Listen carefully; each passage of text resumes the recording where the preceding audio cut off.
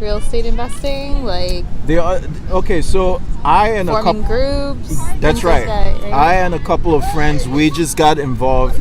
We just set up a group, an investment group. We incorporated and we split shares. So we split shares equally among us, and we took different roles. One of the guys is the president. I'm the secretary, and the other guy is the treasury. But we equally benefit from the company. That's another way you can approach real estate investment, because I understand how tough it is to raise your down payment. Say, for instance, you need a $30,000 down payment. It's much easier if three people are raising $30,000 versus one person.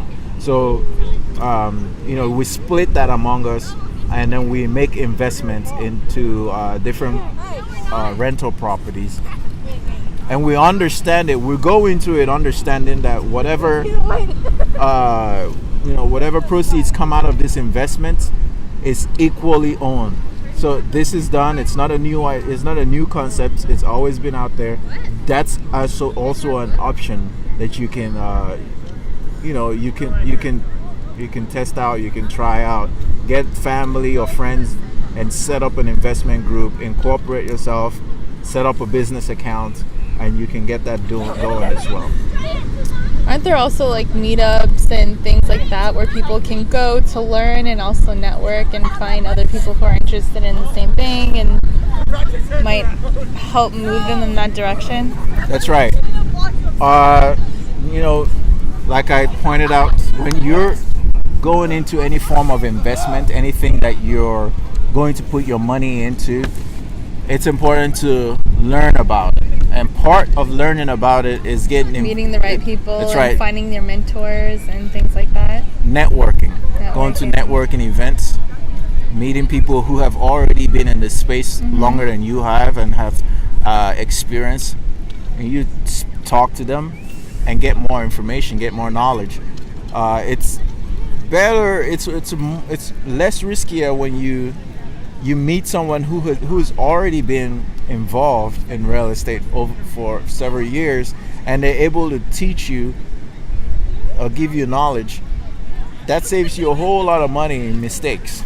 Saves you time as well, and that way you can fast forward your process 10 times quicker than making the mistakes yourself and losing money. So, and it's very easy. There's a real estate investment meetup in just about any city. Look it up online, look it up on Google, or look it up on Yelp or meetup.com, whatever platform you can find it, and just go. And when you get to those meetings, just talk to people. Believe me, that's where most millionaires are made. When they find a good real estate investment meetup, that's where you find your lenders, that's where you find or just like-minded individuals that you can grow together with, because you know how they always say, like, you need to surround yourself amongst the people that you want to become. That's right. If you want to become a certain type of person, or you want to be like a certain kind of person, you need to surround yourself with people who have that same type of mindset. That's right. If you're looking to succeed in the real estate investment space, smart thing to do is to hang out with people who have been successful in that space. And the only place to do that is to get online on forums. Bigger Pockets is one of them. Or just look locally. Look for real estate investment networking events and talk to people, get their contacts, and set up groups. And that's how you get started. And that's how you guarantee yourself or to minimize the risk involved in investment. Very true. What else? All right, so we talked about stock trading, investment in stocks and bonds, and real estate. ETFs. We've talked about the Vanguard Total Stock Index. We've also talked about cryptocurrency investments. We've talked about real estate investment. Different ways to invest. Now, what are other ways of? The final thing that I'm going to talk about is something that I just tried out recently, and I will be giving you guys more information as the time goes. I'm going to let you know, give you updates and let you know how things are coming along with this investment What is tool. that? What is it? So we recently purchased an RV. Ta-da! That's right. You can purchase an RV as an investment tool. An RV allows you, It's almost like purchasing a house, except you can move it. That's right. It's like a vacation property, so people will pay $200 to $300, maybe even $400 a night using your RV. That's right.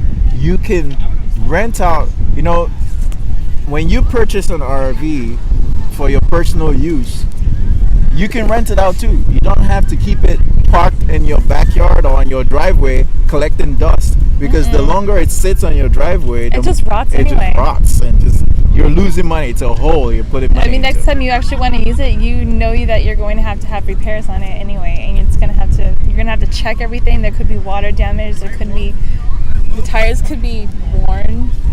That's right. And whatnot. There could be so many issues if it's just sitting there.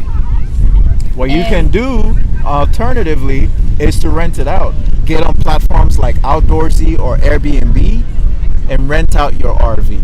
Rent it out to people, park it closer to big events, and you can not only pay off that RV sooner, you can also make it a passive income where you're making a lot more money monthly. You just purchase yourself a new stream of income coming in. That's right. In addition to that, whenever you feel like it, it's yours. If you want to go take a vacation, you can. Just don't book it for that weekend or whenever you want to use it. But the rest of the time, just allow people to rent it out. Rent it out on Outdoorsy.com. There's So insurance for it. There's Outdoorsy is such a complete platform. They have like a full package for you, ready to rent out your RV. They do. They include insurance. They have. What else They have property managers who can clean it out for you. They do. And they also, not only is it like a way for you to just post like an ad for your RV to be rented out, or for, to tell people that, hey, this is how much it is per night, this is what we include in our deal and everything. But our Outdoorsy will also match you to people who are looking for an RV to rent for a certain time. So they will allow you to contact them and say, hey, look, I have an RV and this is my rate. You interested? That's Whatever. right. So you can contact them. They can contact you. Outdoorsy matches the both of you, so it brings it both to your attention, and you can get hooked up with someone on the very first day. Right. You get your account approved within like 2 hours, and you're ready to go and start making money. And you might think that purchasing an RV is such a complicated process. It's really not.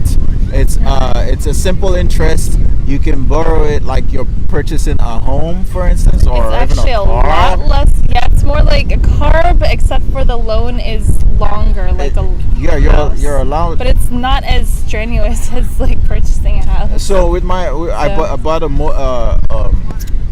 a Class C motorhome. It's a Winnebago. The list price was $60,000. I put down $5,500, and it's at a 6% interest, and I'm paying $500 a month. So right there, you can see that it's very, very doable. $500 a month, I think just about anybody can do it. And if you're renting it out, you can pay that off through your rentals. Yeah, your renters are going to pay off. They're going to pay your RV bill, and then some.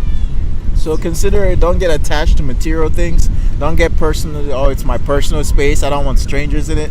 Forget about it, man. All we're looking for is assets. If anything, after a while, you can purchase your own RV, your own private use, if that really is an issue for you. But for a while, in the beginning, who cares? That's right. Make money. You're gonna make more, like plenty of money to purchase yourself a whole new RV just for your own private use if you really have to. Here's the key. Focus on getting assets versus liabilities. Assets bring you money, they make you money. Liabilities cost you money. So take an inventory, an audit of all the items that you ever own, and get rid of liabilities and buy more assets. That's the way you're going to make money. If you're interested in multiplying your source of income, it's very important that you accumulate more assets and get rid of your liabilities. So I hope that you've learned something in this video. We're going to be sharing more. I'm going to give you more updates with respect to multiplying income streams and creating other alternative income streams that will add to your 9-to-5 job or whatever career job that you're doing. We're going to share with you every Sunday, like we always do on our Self-reflection Sundays. And I hope that you've enjoyed this. We're going to come back to you next week. Feel free to leave a comment down below, ask any questions, and subscribe, and we'll be back. Peace.